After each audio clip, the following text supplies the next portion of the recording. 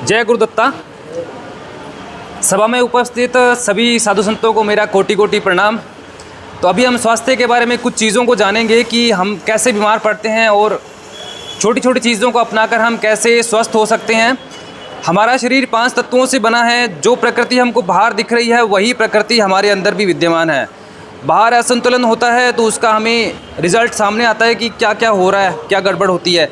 अंदर असंतुलन होता है तो उसका रिजल्ट भी हमें बीमारी के रूप में सामने आता है। प्रकृति के अनुसार कोई चीज़ें हम खाते हैं, प्राकृतिक चीज़ों का सेवन करते हैं और संतुलन के अंदर हम खाते हैं तो हमारे अंदर की प्रकृति भी संतुलित रहती है और हम स्वस्थ रहते हैं।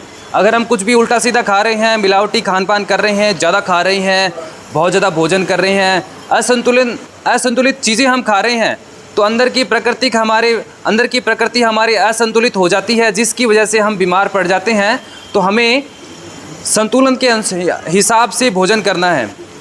एक पॉइंट लेते हैं हम कि भोजन, तो हम कई बार तो अत्यधिक भोजन कर लेते हैं। भोजन अगर स्वादिष्ट बना है तो हम 4 रोटी या फिर खूब सारी चीज़ें हम एक्स्ट्रा खा लेते हैं क्योंकि भोजन स्वादिष्ट बना है।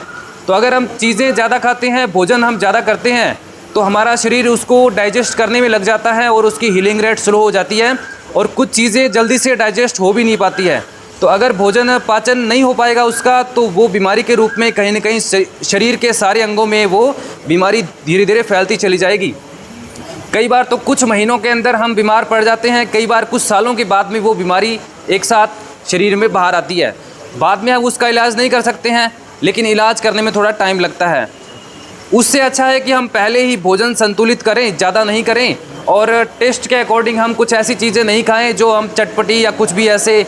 बाकी तो आप देखो ऐसी चीज़ें नहीं खाते हैं, लेकिन वैसे दुनिया में आमतौर पर लोग क्या करते हैं कि वो उल्टा सीधा खान पान करते हैं, फास्ट फूड, कोल्ड ड्रिंक वगैरह खाते हैं, जो चटपटी तली भुनी चीज़ें हैं, अचार है और भी चीज़ें हैं, आपको सबको मालूम है। तो ऐसी चीज़ें अगर हम खाते हैं जो हमें नहीं खानी चाहिए, जो प्रकृति को पसंद नहीं है, तो वो चीज़ें अगर हम खाते हैं तो प्रकृति हमारे अंदर की जो है वो नाराज़ हो जाती है, असंतुलित हो जाती है, तो उसकी वजह से हम बीमार पड़ जाते हैं।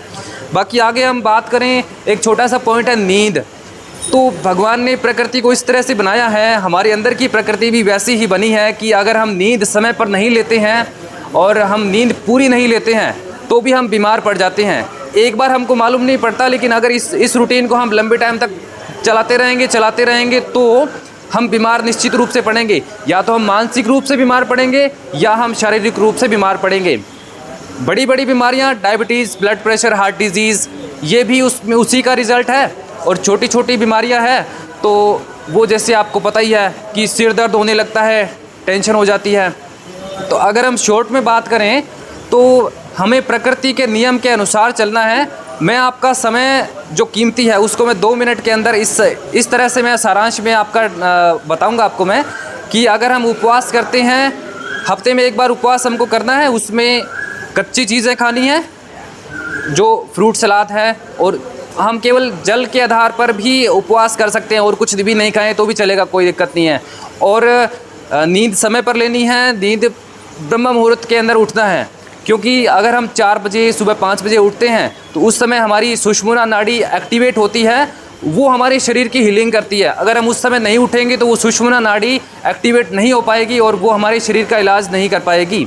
तो उपवास हमको 1 सप्ताह में 1 बार रखना है और शरीर के जो 5 तत्व हैं उनके अनुसार हमको खाना है और भोजन ज़्यादा नहीं करना है, बैलेंस में करना है। तो इस तरह से अगर हम करते हैं तो हम हमारे शरीर का इलाज कर सकते हैं। एक चीज़ और बताऊंगा आपको मैं, हवा, पानी, मिट्टी, धूप, आकाश, अगर हम इनके संपर्क में रहते हैं, सुबह जो सूरज निकलता है, निकलते हुए सूरज की शुरुआत जब होती है तो उस समय हम आधा घंटा अगर धूप सेक लेते हैं तो जो विटामिन डी मिलती है सूरज से जो ऑलमोस्ट सारे विटामिन हमको मिलते हैं, लेकिन विटामिन डी हमको सबसे ज़्यादा मिलती है।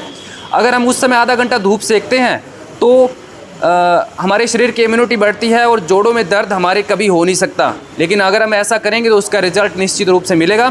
तो अब शॉर्ट में मैं यही कहूँगा कि प्रकृति के अनुसार हम चलते हैं तो हमारा शरीर हमेशा स्वस्थ रहेगा और हम हमेशा खुश रहेंगे।